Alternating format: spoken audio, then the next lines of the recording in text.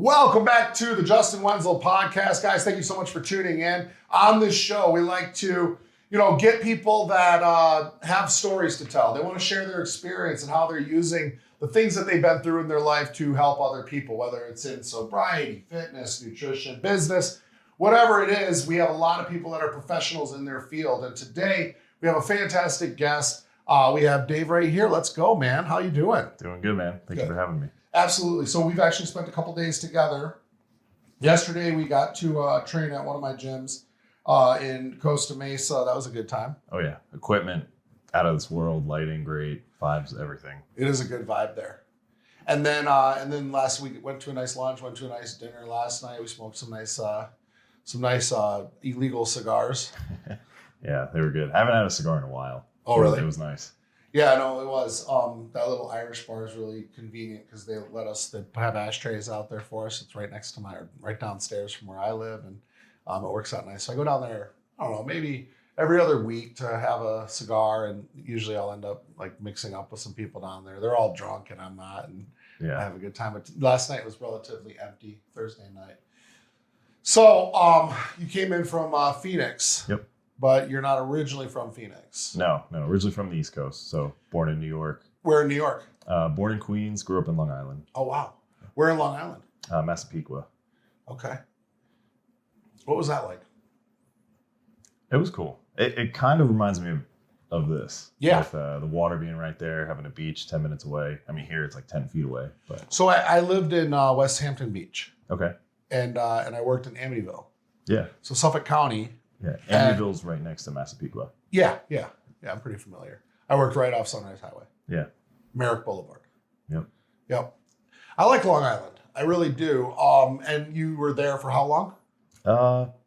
Maybe like 8 or 9 years. 8 or 9 years. So high school was in New York? In Pennsylvania. Yeah.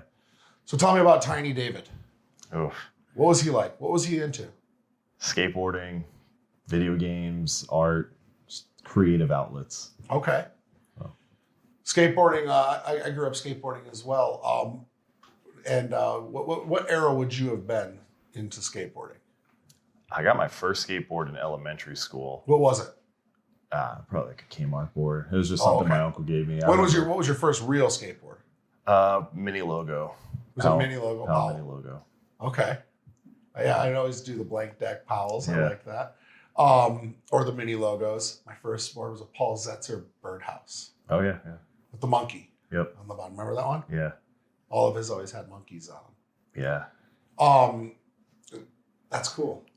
What got you into skateboarding?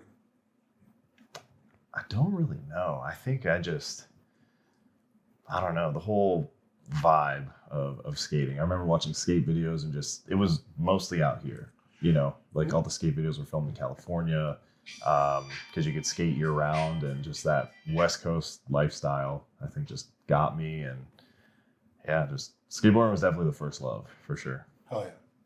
And that probably also introduced you into music? Absolutely. That's why I have the music taste that I do. Yeah, from the skate videos. Yeah. Of course.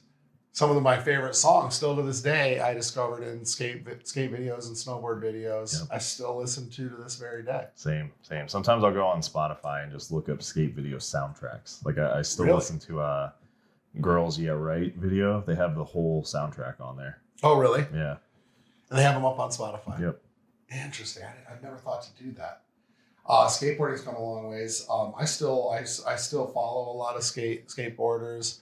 I talked to P-Rod's brother here and there. I think his name's Nick. He's in kind of a similar circle as me, and we're trying to get P-Rod on this show. Nice. We'll see what happens. Obviously, it might be a long shot, but we have multiple mutual friends. That's cool. But yeah, the skate scene's interesting, and it's funny because that whole scene. A lot of us that, I was an athlete. Were you an athlete? Yeah. Okay. So you were like a punk jock.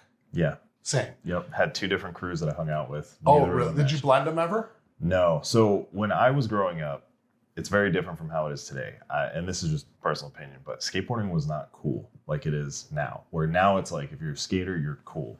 Okay. But back then it was just like, you were like a delinquent almost. Like people thought you were up to no good, and yeah, the jocks didn't like skaters, skaters didn't like jocks, and just the constant clash. For sure. But there, I knew quite a few punk jocks, and that was how I was, Yeah. you know. So I can totally relate to that. And like while like you know people had like the worst music in the locker rooms, you know, I would have you know Bad Religion and you know I was into like ska back then too Yeah. and stuff like that. But no, I totally vibe with that. Which side do you think that you sided with more? Skating. Absolutely. It's really tough to dive all into jockery Yeah. when like your heart's into everything that scene brings. 'Cause it's not even just skateboarding. It's music, it's like individualism, it's Yeah. style, fashion, and all of that. And you definitely, like me, you kind of carried that through your adult life, right? Like Absolutely. you dress cool, you listen to good music or heavy music and other, I'm sure other stuff we've talked a little bit of music yesterday. And it's interesting. I don't think there's many interests when you're a kid growing up into adulthood that carry as much like eclectic energy. Mhm. Right? Like most of my friends that grew up like in skateboarding, snowboarding, surfing, most of my friends that grew up in like listening to like alternative music and punk rock and hardcore and things like that, most of them are so interesting now. And they have like just different, you know, like, you know, the guys that were the jocks, most of the guys that were jocks growing up are now like nothing. Yeah. Right? They're like high school has-beens. What do we call it yesterday? Uncle Rico's. Rico's. You know? Yeah. And Nickelback, Creed dudes, like, you know what I mean? And it was like the dudes that would have been the delinquents, like us, are now like, we have like personal brands. We have like identities about ourselves. We've really been able to, and I would imagine if you were like me, like we changed our style all the time, right? Absolutely. Like So I'm many sure you had times. 20 different hairstyles. Yeah. Right? Same. But eventually, like we've been able to like be around so many different crowds and styles of music and things like that, where we've developed our own style. Yeah. I think it's that flexing of self-expression. Like if you look at it as like a muscle, and just over the years, because skateboarding really brought that out, you know, because you didn't want to be like everyone else. Well, no, and that's true. And skateboarding is such an individualized sport, and it was like, you know, no professional skateboarder is like the other. Right. Right. Like if you go back in the day, you look at like Daewon Song, right, and then Rodney Mullen, right? Like those two guys were like a lot of times like they would have their the videos would be collabed together and things like that, but they were never the same style. Yeah. It was like two different things. It would be like having a ska band and a hardcore band playing at the same venue on the same night. Two completely different styles. And like all these skaters, you had like punk rocker skaters and hip hop skaters and, you know, and Stevie Williams and then like Rob Dyrdek and like all the styles just kind of blended. And now you look at skateboarding and it's like, and just in general, like all the individualized sports, we've developed our own style. Meanwhile, the guys who like were essentially, what's the best way to put it? I don't want to say sheep, but followed the traditional path of like high school sports and, you know, maybe I'll get into junior college because I fucked around too much in high school, and then they get a shit job and then they settle for their high school sweetheart or whatever, and now they're in their 30s, maybe in their 40s, and they're fucking miserable. They didn't do anything. Yeah. But meanwhile, the delinquents are doing their own things. Yep. Yeah. The risk, I feel like, of going off the unbeaten path definitely steers some people in the right direction, because it's just the experience of making mistakes and learning from them that eventually, you know, because if you don't try enough, you're not going to know what you like and what you don't like. If you're just used to staying on that straight and narrow path and only doing a couple things, you don't really have that much data to go off of what you do like and what you don't like. So I feel like in that case, it's harder to find yourself, like your true self. I like that. Sports like skateboarding, extreme sports, they teach you another level of resilience and commitment too. Absolutely. Right? How many times do you have to fall when you're trying a new trick? Yeah, and don't get it. Yeah. Yeah. So then you have rejection. Yep. You have resilience. And then, especially with skateboarding, commitment. Yeah. Right? The instinctual commitment.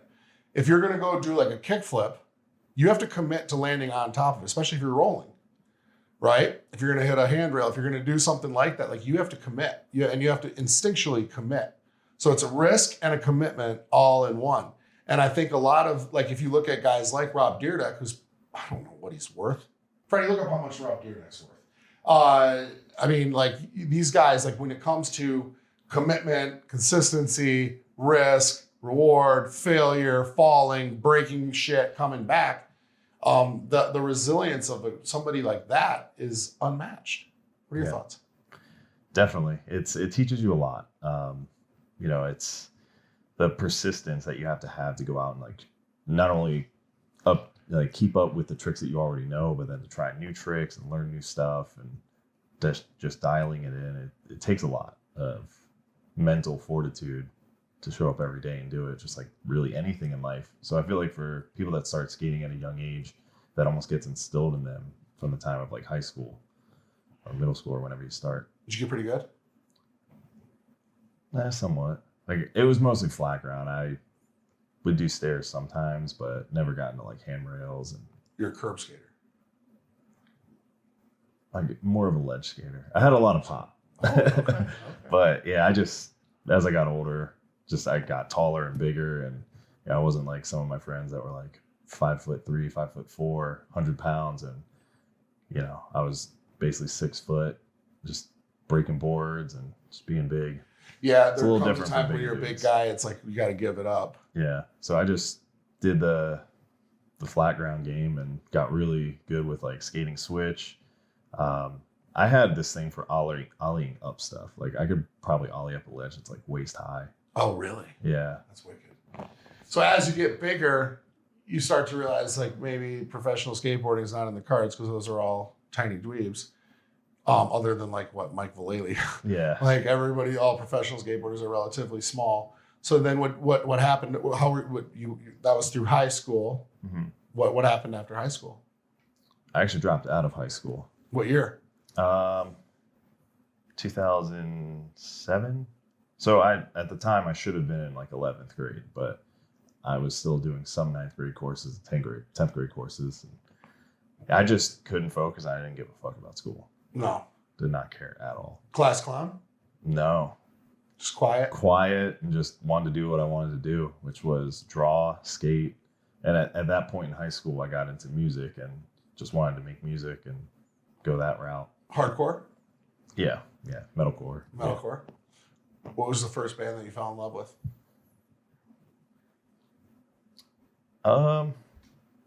Probably Black Dahlia Murder. Wow, Detroit band. Yeah, because I remember I had a shirt and I would always get in trouble for wearing it to school because it was very aggressive. Yeah. Yeah, they always had very aggressive shirts. I love Black Dahlia Murder. Yeah. He was always interesting to watch on stage. He's a fat guy who would take his shirt off on stage. And I really enjoyed Black Dahlia. Seen him at St. Andrews in Detroit a handful of times. Yeah. So wow. So BDM got you into music. And your first band was at how old? Probably 15. It was just like more of a jam band. Oh. But once I ended up dropping out of high school, I met two people in a different part of Pennsylvania, and they ripped on guitar and drums. They were twins, so they were just on a whole nother level. And then we started like an actual band, and they ended up getting recording equipment. So that's when it was like, I want to tour and make music. And how long did that last? Probably 10 years. Just jumping around from band to band. I personally wasn't in a band that like toured nationally, but they had a studio, so like we have probably, I don't know, 20 songs, maybe 15 songs. So play local shows? A couple. House parties? Yeah, no house parties, a couple venues in Pennsylvania, but yeah, there was two bands that pretty much recorded with. But yeah, mostly studio stuff. It just, I don't know, touring I guess just wasn't in the cards for me. But lived at shows, like 2 a week. Two shows a week? Yeah. It's a good vibe. Yeah. Pennsylvania has good shows. Yeah. I played a really cool venue that I'd never heard of before. It was called the ground floor, the underground, something like that. It was in Westchester, PA, which is where Bam Margera is from. Yep. And I played there with Cyanide Beach and who else was it? Another Face Down band. And we headlined that show, and it sold out. That's cool. And it was the most fun that we had. Like that show, out of all the shows that we played on the East Coast, and we played CBGB that tour too. Oh yeah. And out of all the shows, that one, the Pennsylvania kids just brought it. Yeah. And they really showed up. And it was funny too, because we had like a new bassist and a new drummer that really didn't know our music very well. So we killed it. But I remember Pennsylvania being a lot of fun. And that's awesome. So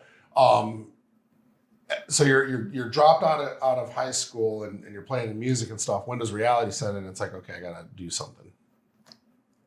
Honestly, much later than that. So you dicked around for a while. Oh yeah. Yeah. I just went straight to working after maybe like a year or two of dropping out, because I was only 16 when I dropped out. Okay. And then as soon as I turned 18, got a job at a grocery store and was just like, I'm going to make the band thing work. And I ended up going for, I guess like an equivalency diploma when I was about 20 or 21. So I technically have a high school diploma, but it was GED or? So it was a thing through the state where basically I do this like 50-hour course, and as long as I pass my GED and they can verify those hours, they just give me an actual high school diploma from a local school. Oh, cool. So, yeah. That's perfect. Yeah, I did that. So the band thing didn't work out, and then... Yeah, maybe like 20, to answer your question, maybe 23, 24, it started to like really sink in that I need to pick something and make some moves. Okay. What was that thing? At that point, I had been lifting for a while, so the dream was always be a personal trainer. But around 23 or 24, I started working at Warehouse Gym, and I thought I was gonna like do that for the long haul. Warehouse Gym. Tell me what that is. Rob Bailey, Daniel and Bailey's gym in Pennsylvania. It was right like over towards Philly, Reading. Okay. They're not in Pennsylvania anymore though, or No. are they still? They're in like what, like Idaho or Montana? Montana. Yeah. Tim goes out there every now and then and hangs out with them, Mm-hmm. at Besis.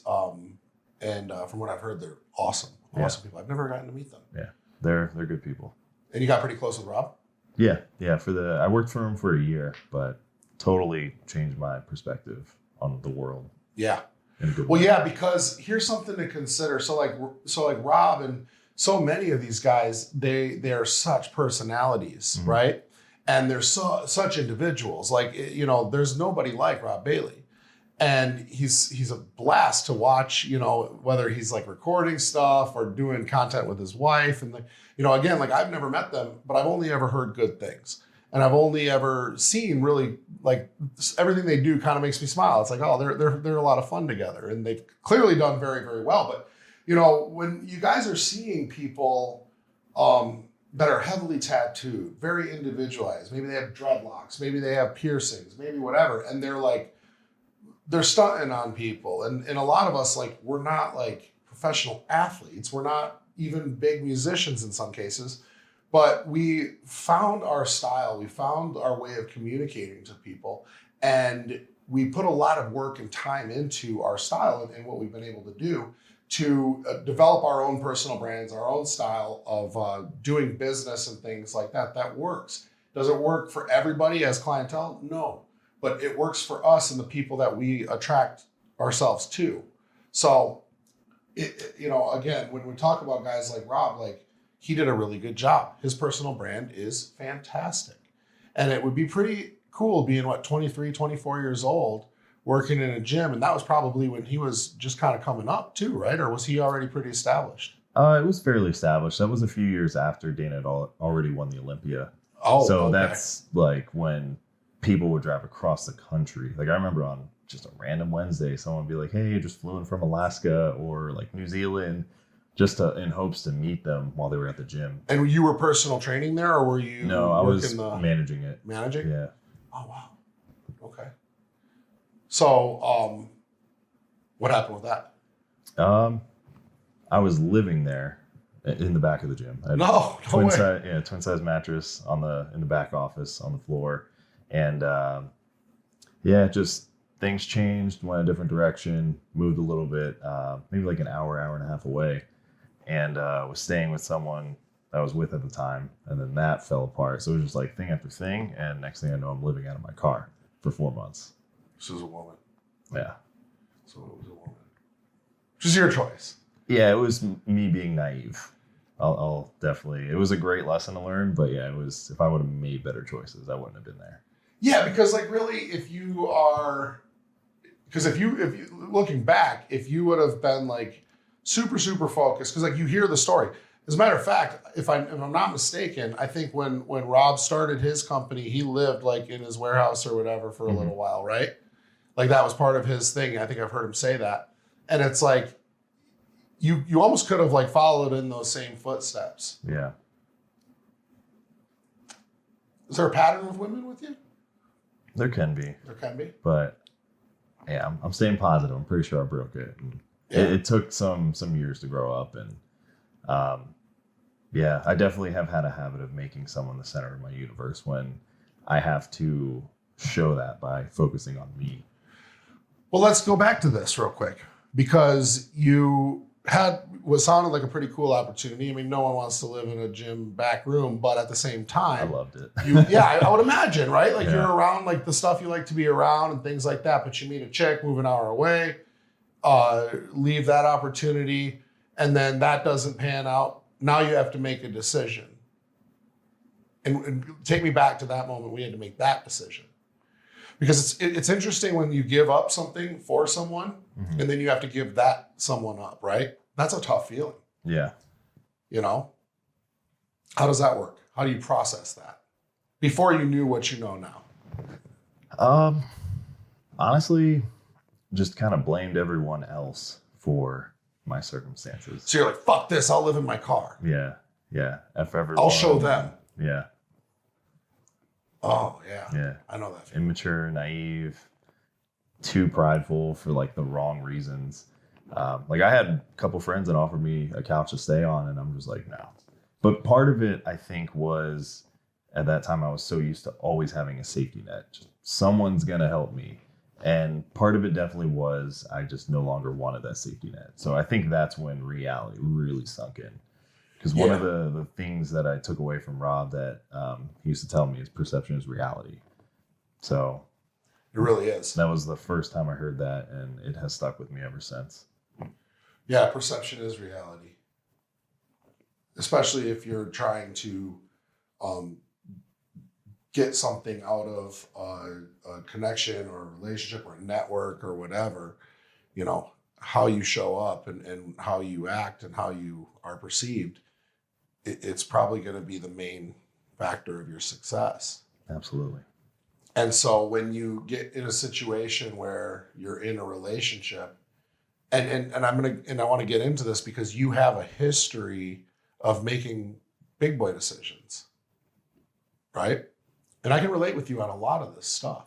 Mm-hmm. A lot of this stuff, from the relationship to the blown opportunity to the I'll do it on my own and fuck you and I'm out and all of that, like, and then to starting to make decisions, like life-changing decisions, and most people don't do it. Most people don't make those decisions. So after that, living in the car, okay, how did that progress? What did that turn into? So I got a job while I was still living in the car. I was working at a call center. It was my first sales job. And it was for AT&T, just basically selling plans and phones over the phone. And I made a lot of money and really had no overhead. So, you know, I was living out of my car, budgeting $30-$40 a week for food, and saved up enough to get an apartment. And my landlord was actually super cool, and he's going to come back up later in the story. But I ended up getting an apartment, and I still hadn't done the internal work to like heal from all that. So basically I got an apartment and just drank and did other illicit substances on a daily basis. Yeah. Yeah. So you're making decent dough and just blowing it on. Yeah. Just anything to numb me, like coke, drinking, blow $1,000 at a mall, like just buying clothes, just pointless shit. And that was from the trauma from the relationship? Prior? Yeah, and the warehouse, like because I was in it for the long haul. Like I genuinely thought like that was my path in life, was doing that. But yeah, that a mix between that and just what went down in the relationship and just feeling fucking lost, like no direction, no path, being still victim mentality. Yeah, absolutely. Looking at myself being like I'm 26 at this point, 25, and you know, I have friends that have graduated college, and just comparing myself to others, just not healthy. Yeah, comparison doesn't get you very far, but at the same time, you have to. Sometimes it is like a wake up call inside of like, you know, what are all my friends doing and what am I doing? Yeah, and that a lot of times will put you in a spot where it starts to hurt a little bit more. Yeah, I'm a big fan of the concept that change occurs when the pain of staying the same outweighs the pain of change. that's true. So you're sitting in this apartment, and that was in Pennsylvania as well? Yeah. Where at? Easton, just outside of Bethlehem. It's like right on the border of Jersey. Okay. So Pennsylvania is a pretty like Rust Belt state. A lot of like blue collar, roughneck kind of guys that live out in that area. Is that right? Yeah, that and then government jobs.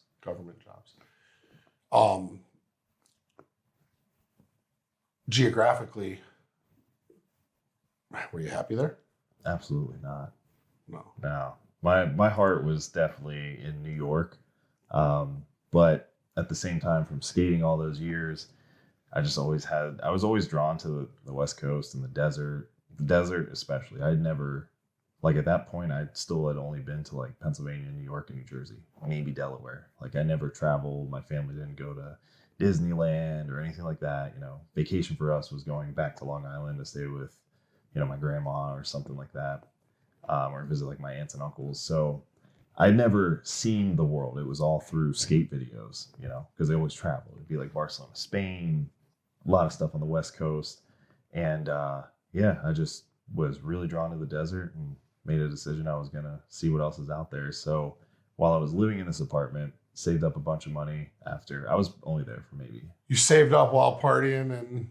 No. So I had stopped partying maybe like 6 months in. And then I think it took me like 2 or 3 months to just save everything. And I remember I was talking with the landlord and we were just having like a bro talk because he did a lot of traveling. And he was like, you don't have a kid, you don't have a girl, nothing. Like, it's like, fuck the lease. He was like, I won't hold it against you and just give me like a month's heads up, but you should probably go travel and, you know, do some soul searching. And so yeah, broke the lease and threw basically everything out, packed suitcase in the car and just started driving around the country for like 4 months, 5 months. Really? Where'd you go first? I went down to Tennessee. I didn't do too much on the East Coast, but basically drove to Tennessee and took 40 west all the way out. I think the first place I stopped and actually explored was like Palo Duro Canyon in Texas. It's up in the Panhandle. But it was mostly the goal of just making it out here and checking out Arizona, New Mexico, California. Okay. Vegas. So driving around, were you staying in your car when you were driving around? Yeah, love truck stops. Just pull off the highway. Just nomad. Really? Yeah. Did you have a setup in your car? No. just past driver's seat sleeping? Yeah, it was a Jeep Liberty. So I would just fold the seats down, sleep in the back. But my thought process was if I could do it unconventionally, like when I was forced to live out of my car when I didn't have a place to stay, I could do it by choice, but do it way better and make it more fun. Wow. So 4 months of doing that, and then you landed in Phoenix? So I traveled, went back home, and weighed out the options. So did you run out of money or? No. it was a long time on the road for the first time, and I went back to save up. So I didn't have enough to move, but like I wasn't completely broke. I just didn't know what I was in for financially to be like, I'm just going to set up shop here and hope it works. But it kind of ended up like that. So 4 months go by, 5 months go by, and I drive back to Pennsylvania, spend the weekend in upstate New York at my family's property. We have 44 acres up there, and it's just a tiny little house in the middle of nowhere. Okay. And just thought about everything I just experienced, where I liked, what felt right, cost of living, business growth, what would make the most sense if I were to just go across the country and start over. And Arizona ended up being the move. I realized like there was a lot of business growth and economic growth there. The cost of living at the time wasn't, super bad. You could start over and still make ends meet, because I kind of looked at it like you could go to California, have all the opportunity in the world, but you're also paying for that opportunity. 100%. Or I could go to fucking Oklahoma in the middle of nowhere and not have any opportunity, and I'm going to pay like there's no opportunity. It would cost nothing to live. So I wanted somewhere in the middle. And at that point, I think like Austin, Texas was kind of on the map, but it was getting kind of expensive. Denver was already expensive. So yeah, Phoenix was the move. And I think I saved up for like 4 months, didn't spend a dime outside of the budget I had, and yeah, landed here. Wow. So, in all that time, because to me, I look at that as like growth. Yeah. Because being able to say like, I'm going to move myself, like, because a lot of people stay in the same flyover state where there is no opportunity because they're scared. Yeah. They're comfortable. That was one thing that drove me crazy about Pennsylvania, because when I was in school, some of the teachers I had, they knew the kids that were in my class, they knew like their grandparents, like third generation type of thing. And I'm like, no one leaves here. Yeah. It's scary. For a small little town, it's not for me. No, 100%. That is a trap. And again, and I can relate to you there because, and not so much in terms of like it being a debt. I had a lot of opportunity in Michigan, but I also had a lot of toxicity in Michigan. Mm-hmm. I had a lot of trauma in a way. I don't use the word trauma loosely. Like it's just relationship trauma, things like that will make it tough to stay somewhere. Yeah. Right? Memories, driving by certain things, stuff that continues to take you back to your old way of thinking, believing, and feeling. And there's no growth there. But that big boy decision to leave, like I said, you have a history of like making decisions for yourself. Whether they're right or wrong, you are able to make those decisions. So you save up the money, you move to, did you go to Phoenix? Then you went to Phoenix. Yeah, flew straight to Phoenix. And so you flew there? Yeah. I didn't know anyone, didn't have a job lined up. No car? No. What'd you do with your car? Sold it? Yeah. So you went there, you flew there with a suitcase and said, this is where I'm at now. Yeah. And I remember stepping out of Sky Harbor Airport, Googling the nearest hotel, and then calling an Uber to go to that hotel. It was like some sketchy ass hotel behind a strip club towards like South Phoenix. No clue where I was, what I was doing, just kind of impulsive. And you didn't know anybody there? Not a single person. Who was your first friend? Probably this kid that I worked with. So what, you got a job? Yeah. I didn't work for maybe like 3 or 4 weeks. Of course, first thing I did was get a gym membership. I had to. But so while you were chilling, while you were staying at the hotel? Yeah, I would just Uber to the gym because I had some money saved up for it. Like I didn't go there with like $200, but like definitely not enough to live off of for a few months. But I ended up getting a job for it was like Google Ads. It was like some third-party agency that works under Google Ads. And I met this kid that introduced me actually to trading that we were talking a little bit about last night. And he was my first, I guess you could say, friend. What was his name? I don't even remember, honestly. I haven't talked to him in years. Oh, wow. Yeah, he asked me to do something sketchy. I was like, nah. Oh, wow. Yeah. What did he ask you to do? He did something pretty illegal and wanted me to basically like go to court to vouch for him. And I was like, I don't know you that well. Like, I've only known you for like 5 months, man. What did he do? He was basically helping bring people in. What? Yeah. Wicked. Yeah. He wanted you to vouch for you? Yeah. I forget like what it's called, but yeah, he like That's called human trafficking. Yeah. He wanted to go to court and oh my God, and vouch for you. yeah. And then I had also gotten back into drug use at that time. Oh yeah, so you weren't even partying, interested in drinking. helping him with that anyways. Yeah, but it was also one of those realizations where I was like, I'd been clean for probably like the year leading up to moving, and then all of a sudden I meet this person and I'm back to square one, but in a new city, you know, just doing the same things I swore off doing. So it was one of those, another reality check. I tend to learn the hard way.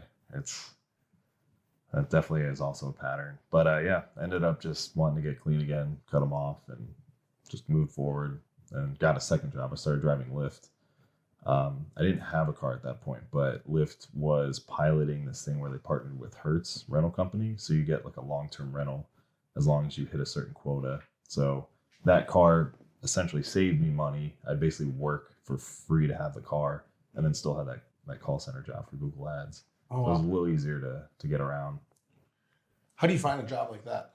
Just by searching Lyft Yeah. and they basically tell you what to do with that? Yeah, so I was just looking at different jobs, different ways to make money, and I saw some ad about like, we'll provide the car, you drive Lyft, and just looked into it. Let me ask you this. Do you feel like being put in like a survivalist mode like that really did push you? Yeah, 100%. What was your mindset? Sink or swim. Like I have to make something happen. Otherwise I'm going to be homeless this time in a city that I don't know anything about. And that was part Dangerous of, city too. Yeah. It's, especially if you don't know where to go or what's what, you can get wrapped up in a weird area really quick. For sure. And that's part of why I did Lyft, because I wanted to get out there and meet people, understand, you know, where I'm at.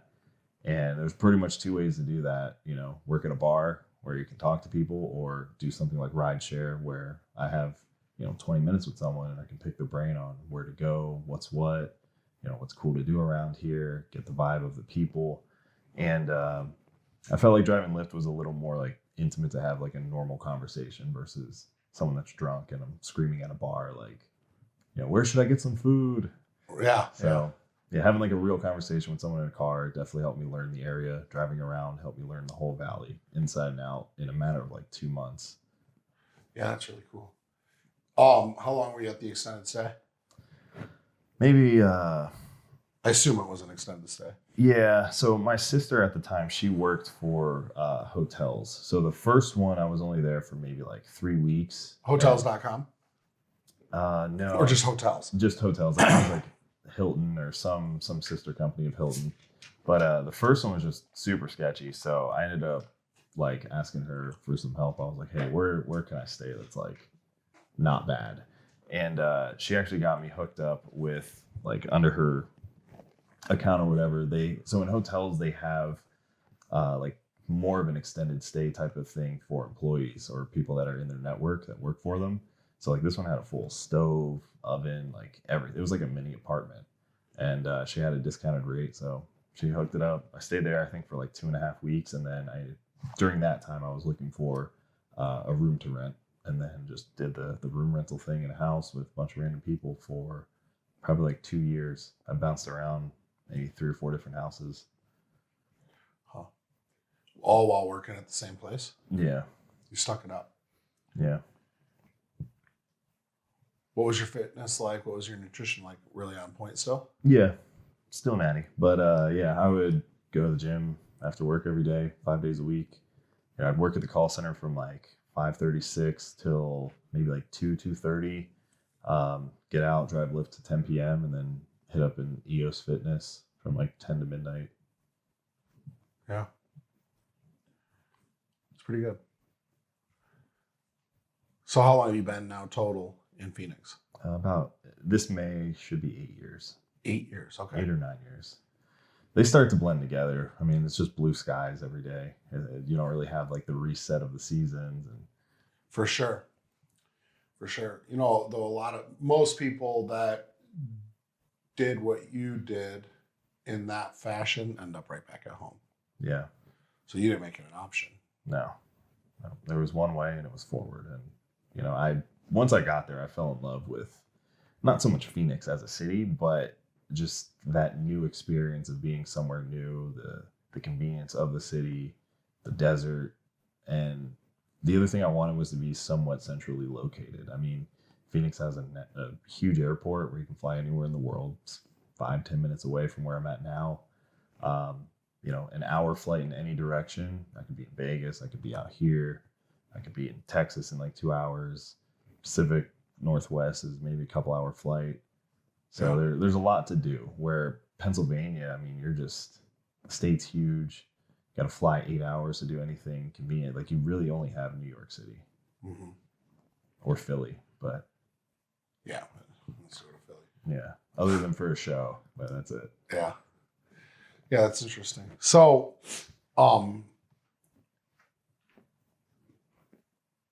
with everything that you had going on, you know, where was personal development? What was like the ultimate dream? What was the goal? Because what you're doing now, is that always what it was? Is you wanted to coach others, or because you have a story of burning the boats, you know, dealing with things, trauma, you know, failure, you know, obviously in a way being homeless. What was the mindset? What was like the ultimate goal? Was it all like, I want to just like go the selfish route and be me and become the best version of me? Or was it, I want to someday have a career with kids and family and things like that? Or was it more artistic? What's the real, what makes David inspired? Probably looking at like my dad, my grandparents, my mom's dad, they all had their own businesses. So I was the only one that decided to go a different path and start working for people. Because of my mindset, I could definitely say when I was younger, I just didn't know what was what. But yeah, ultimately it started out with when I met the kid that lived in Phoenix, the first kid that got me into like day trading. I just wanted to do that. I saw the amount of money that people could make, and then I saw it as a video game. It wasn't about the money. It was, you know, I had a severe addiction and obsession with video games as a kid, more for like the escapism of it. And then I just saw trading as like an art and a video game. You know, if I can master the video game, it's basically a money printer at that point. And not that solves all the problems, but I tend to get really good at whatever I hyper focus on. So I just started playing it as a video game and trying to learn everything with trading, which then just magnified the self-development that's needed to actually master that game. What's your favorite style of trading? Day trading, just get in, get out. Contracts or? No. I pretty much it was Forex, so currency pairs. But then I ended up just liking gold lately, like the last couple years, just exclusively trading gold. Wicked. It's interesting. Were you enabled as a kid? No? You had an entrepreneur family. Yeah, but my dad wasn't always around. You know, when he was at work pretty much. But grew up definitely, I'd say like lower middle class. I mean, there was times where I'd go to school and like the water would be turned off or like the electric would be off because they couldn't afford to pay it. You know, meal ticket for the free lunch at work or at school. And yeah, just definitely not enabled. All my friends were though. Like they had, you know, $500,000 houses, and you know, parents both made tons of money and bought them whatever skate stuff they wanted. I was the kid that got like the hand-me-down skateboards from friends when they got a new board every other week, and they would just give me their used decks or like used shoes. So Yeah, my parents were good. They did everything they could. Like I didn't have necessarily like a rough childhood or anything, but it definitely wasn't like born with a silver spoon in my mouth by any means. Both of them worked. Yeah. So that's probably why you took up skateboarding. Yeah. You see a lot of kids whose parents are busy. A lot of guys that like grew up with single moms or single parents, they get into skateboarding because it is such an outlet. Mm-hmm. And I think a lot of things are music is an outlet because it's funny we end up like, you can go one of two ways when you feel like, in a way neglected, right?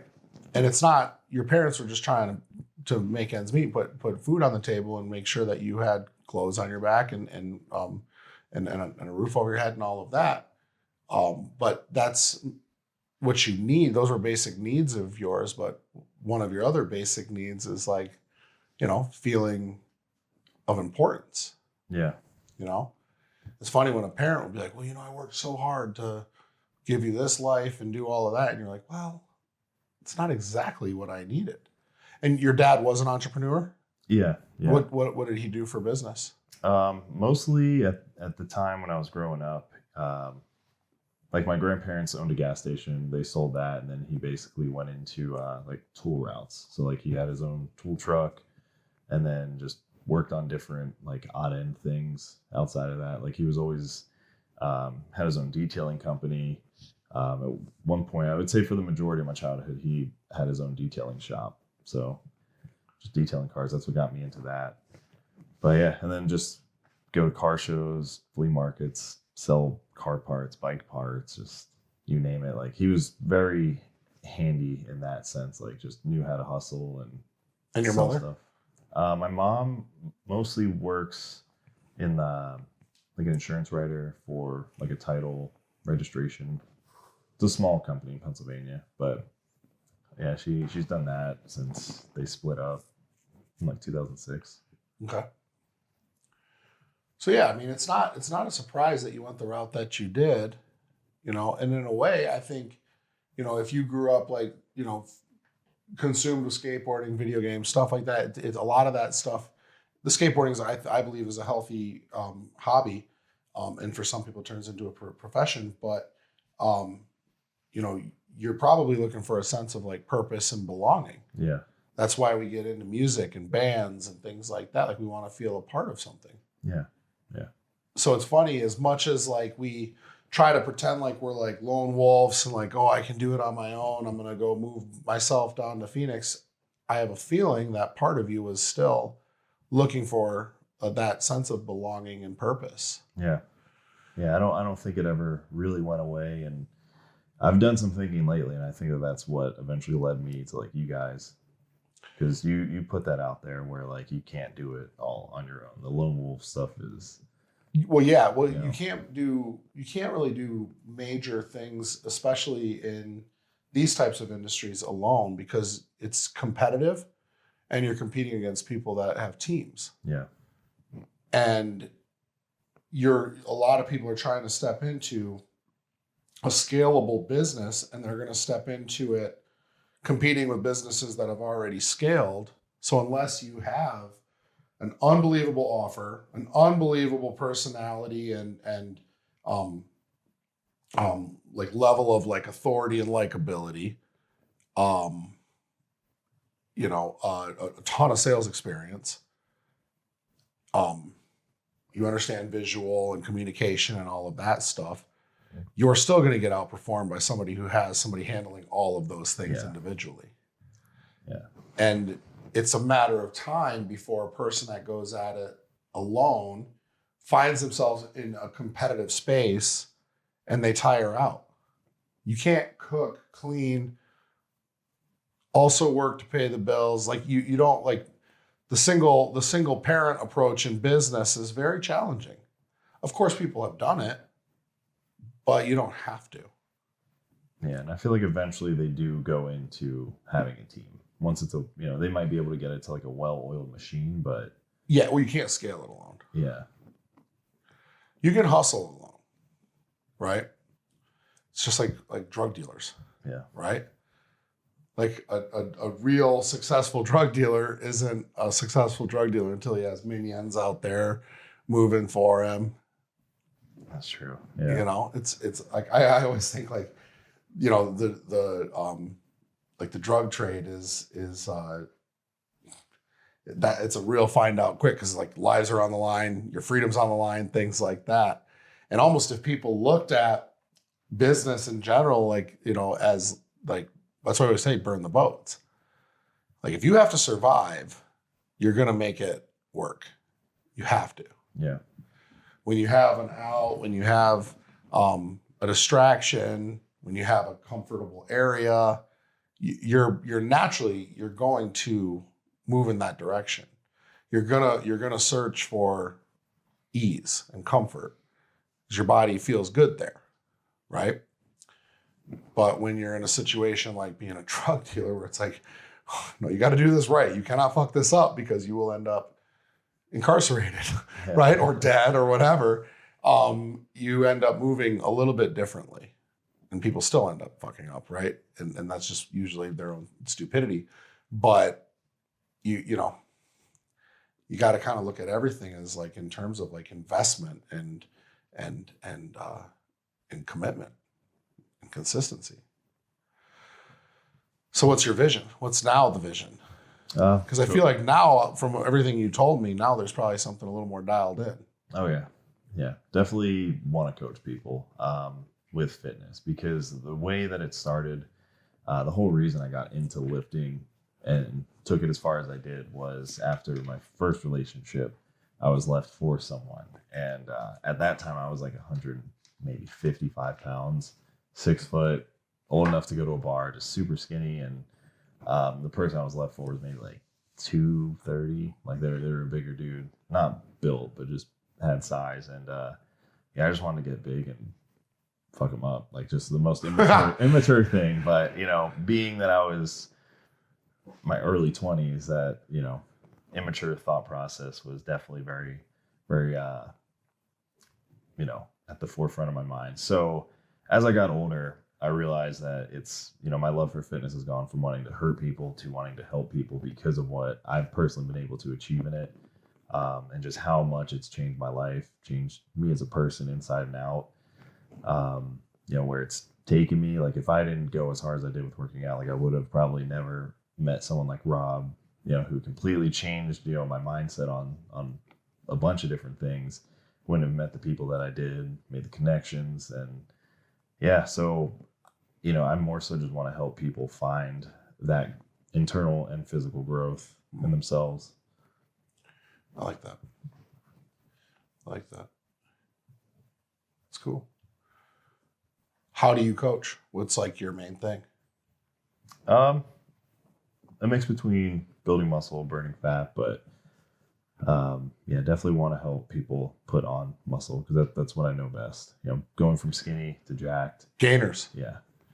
So I think there's not enough gainer coaches out there, you know, and it's like it's very evident of the fat people, right? Like that's everybody's weight loss, selling weight loss drugs, you know, all the different things, and people forget that there's some dweebs out there. Yeah. Right. I call my wife because she's very petite. There's scrondons. There's a lot of scrondons out there, and they need help. Yeah. Putting on weight in a lot of cases is harder than, you know, putting on weight is a science, especially doing it the right way and not ending up with a bunch of acne and shitty skin and gut health issues later on and stuff like that. Yeah. You know, if you can help guide guys who are scrontons to put on weight, you'll be able to help a lot of people establish a lot more confidence in themselves.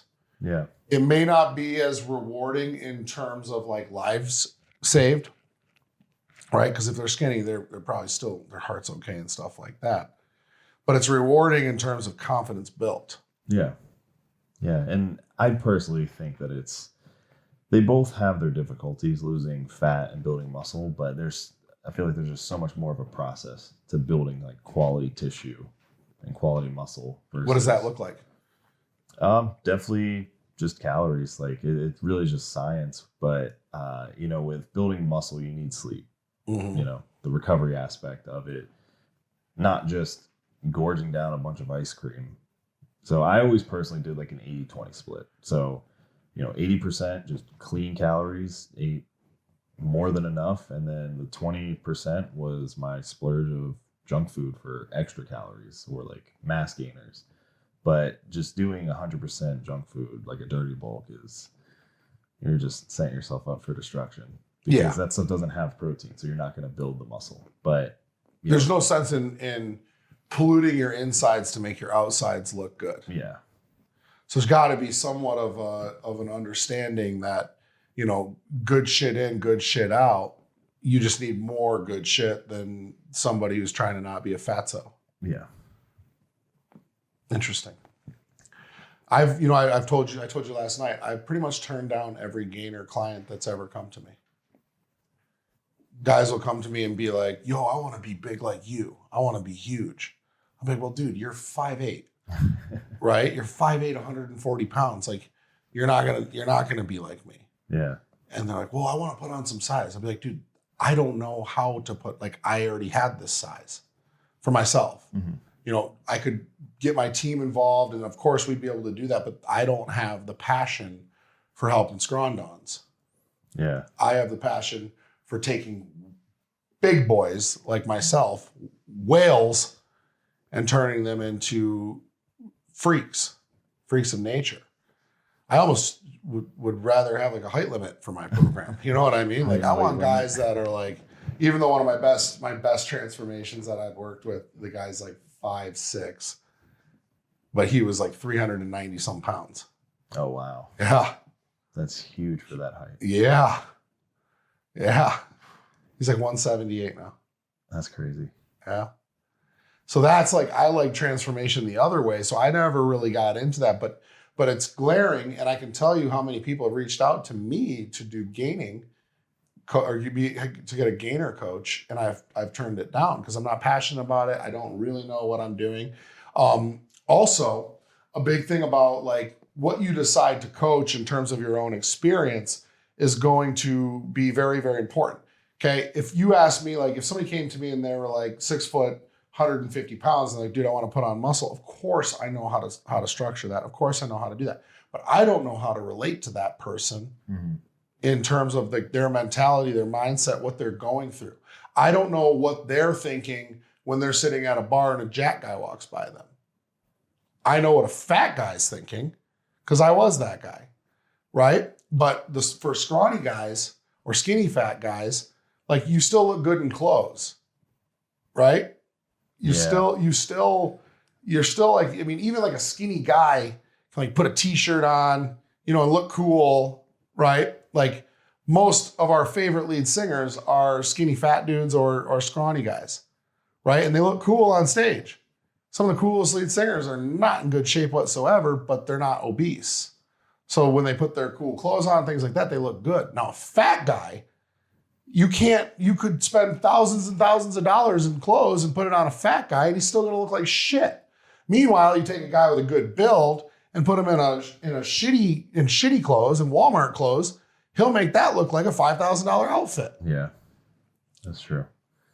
So when it comes to what direction your transformation is going, whether it's losing or gaining, you have to be able to relate to that mindset. So if you are a young guy, or not even a young guy, if you're just a guy and you have a hard time putting on weight, putting on size, you feel inferior because when you take your shirt off, your chest is caving in. We can see your fucking ribs. You got a hairy like navel situation. Now, everyone's seen that skinny, pale guy, right? Then you probably gonna want to talk to a guy who's also been skinny, who has a hard time putting weight on and taking weight off, and keeping it on. Right? Because if you stopped training and stopped eating, what would happen to you? I'd shrivel up. Yeah. I'd go back to 155 pounds. There was actually a point when I was bouncing around from house to house in Arizona, I got really into riding a road bike, like Lance Armstrong style bikes. And I took some time off of lifting, and I went from 225 pounds. That's usually around where I'm like just can maintain without trying. It's like 220 to 230. And at my lowest, I think like 9 months went by of just doing these like 30-mile rides just to try something new and active. I was 165 pounds. Too much cardio. Yeah, way too much, and just not focusing on lifting, not focusing on diet. And I remember I was standing in the mirror and I looked like I was fucking dying. I was like, holy shit, I'm almost like I was ripped. Like I still had muscle tissue. Like it was a total different 165 from when I started lifting. But to see how I used to look when I was at like Warhouse or like years after that, like a year or two after that, to like where I was at now, where I was just shriveled up and all of that work was just gone. Yeah, skinny guys have to pick a lane when it comes to their fitness. Yeah. You know, it's funny actually, at our last event, one of our coaches, he was on stage. We make everybody go on stage and talk in front of everybody. And he was saying that. He's like, yeah, you know, this year I want to do a bodybuilding competition and I want to run a marathon. And one or the other. Yeah. And John Anderson goes, well, brother, you're going to have to pick that. That's John Anderson. Is that pretty good, Freddie? Well, brother, you're going to have to pick one. You can't do both. And the guy, like, his face, he was like, damn. You know, because in his head, he was like, I'm going to run a marathon and I'm going to do a bodybuilding competition. And we're like, dog, you're a skinny dude at heart. Yeah. You know, you're gonna train for the marathon. You're gonna lose all your muscle. And I'm sure there's a way to keep it on, but you're not going to be able to attempt both. So if you're a skinny guy, how much cardio are you allowing? Are you limiting? Do you promote cardio? What do you do? I promote reasonable cardio, more for the cardiovascular health, but not cardiovascular endurance. Yeah. There's a difference between running on a Stairmaster for 60 minutes versus just like a normal pace walk on a treadmill or outside around your neighborhood for 25 to 40 minutes. Just enough to keep the metabolism going, because you will still put on weight. And you just don't want it to be like soft weight. But some people I don't like. If you know, usually to get someone started, just cut the training down from like 5-6 days a week to like 4-3, just to preserve those extra calories. It's honestly the opposite of what a lot of people think you need to do. But you know, I really struggled with you know, putting on size at first. So like to get from 155 where I started to like, it was easy to get to like 160, 165, but from there to like 185, 200, those parts, I remember as soon as I hit those weights, I just could not get my weight up anymore. So I would always dial the lifting back, you know, stop doing 5-6 days a week to just 3-4 days a week, make sure I'm not doing any extra cardio. But still, when you're eating clean, it's not going to be, I don't know, it's just you put on weight differently than if you're just sitting around eating Oreos all day. Yeah. I mean, gaining weight is gaining weight at the end of the day, but you know, what you eat definitely will have a higher impact on how much like straight up visceral fat you're putting on your body. For sure. For sure. And the cool thing about gainers is that you can still have some fun. Oh yeah. You know, there's great ways to eat as a gainer.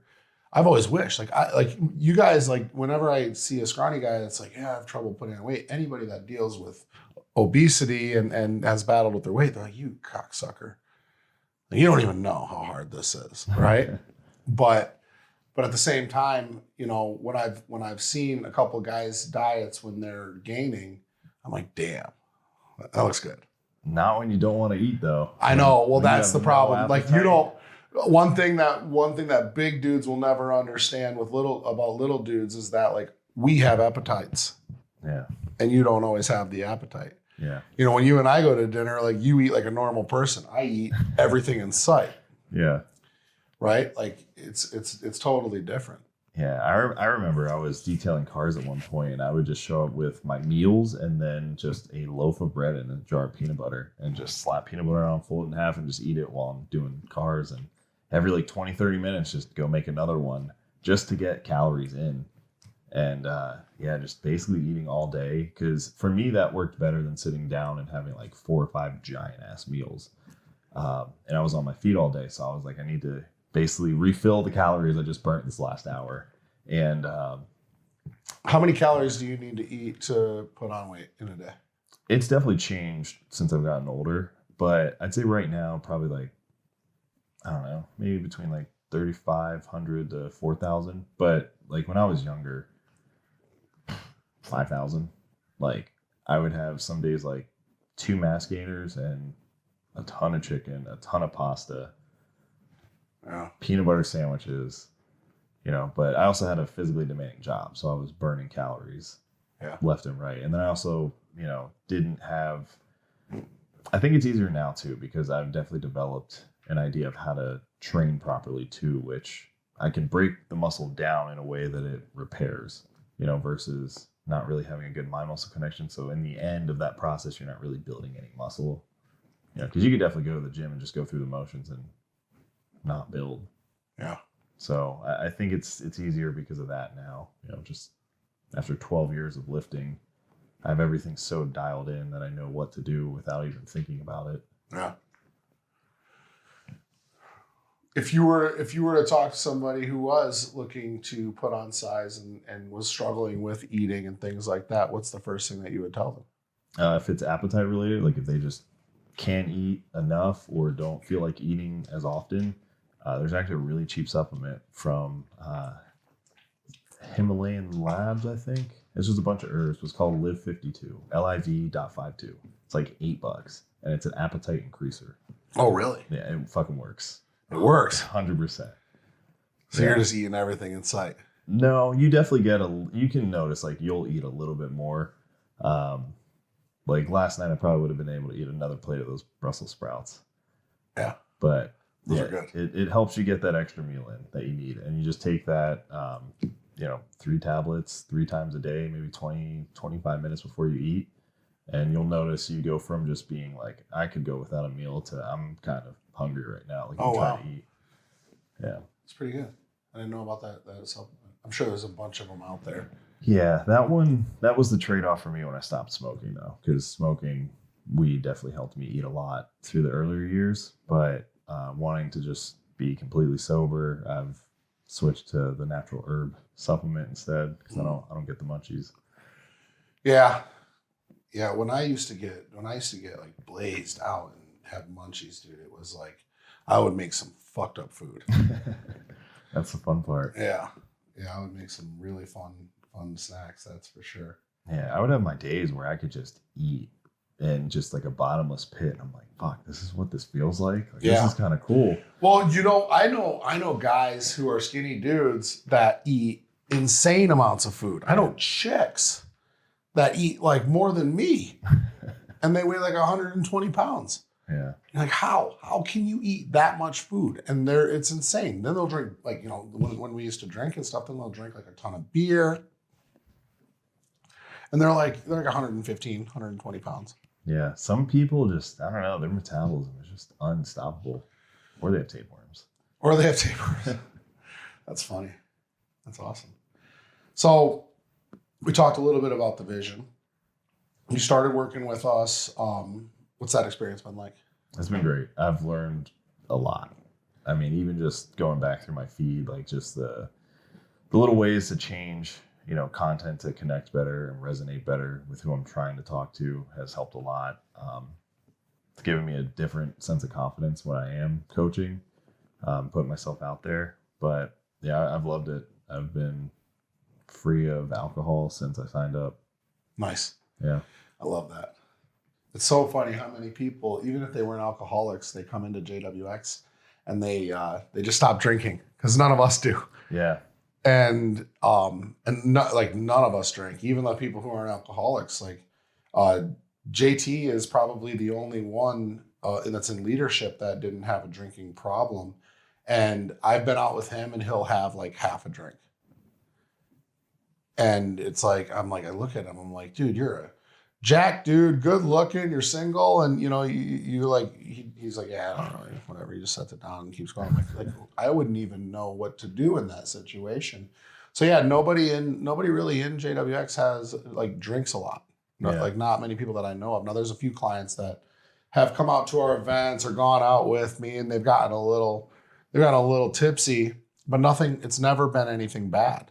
And and it's funny because at our events, I'll usually I'll kind of let everybody know, guys, like go out. If you guys roll into the event a little bit late tomorrow because you were out all night with these people, with like your other coaches and friends, like I encourage that. I encourage the people who don't have alcohol problems to go out and fucking party, get fucked up, go drink, have fun. Yeah. If you don't have a problem with it, then go do your thing, have a blast with all these people, come back with like the best stories ever to tell, right? Stay out till 4:00 in the morning. You're in Huntington Beach, have fun, do your thing. And no one really does it. A couple of people went out, but nobody really ever, like everybody kind of like respects the fact that none of us drink, but we don't push anybody. I don't care who drinks and who doesn't, but yeah, we want to be able to encourage like people to have fun and to link up and mingle and do stuff like that. And you're going to be at our next event. So, oh yeah. Yeah. 100%. Hell yeah. That's awesome, man. Well, this was fun. It was. I appreciate you having me. Was it easier than you thought? Yeah. Yeah, it was easier. These are fun. These are good. Well, guys, thank you so much for tuning in. We'll put all of Dave's contact information down below. Make sure you guys shoot us a subscribe, whatever. Comment, do all that good stuff. And we'll catch you next time on Justin Wenzel Podcast. Thank you so much.